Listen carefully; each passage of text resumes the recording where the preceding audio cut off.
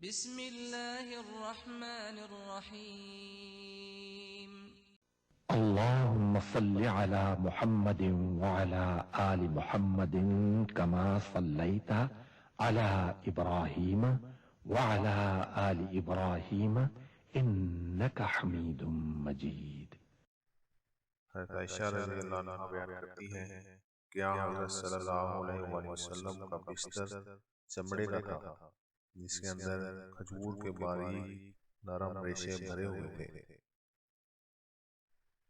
حضرت عبداللہ بن مسعود رضی اللہ عنہ بیان کرتے ہیں کہ چٹائی پر لیٹنے کی وجہ سے حضرت صلی اللہ علیہ وآلہ وسلم کے جسم پر نشانات تھے۔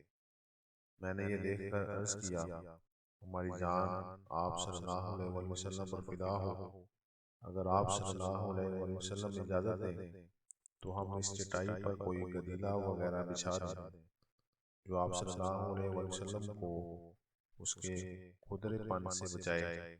یہ سن کر حضور صلی اللہ علیہ وآلہ وسلم نے فرمایا، ما انا والدنیا، مجھے دنیاوی لذتوں سے کیا غرض، میں تو صرف ایک مسافر کی طرح ہوں جو کچھ دیر سستانے کی غرض سے سایہ دار درخت کے نیچے بیٹھ جاتا ہے اور پھر اسے چھوڑ کر اپنے سفر پر روانہ ہو جاتا ہے۔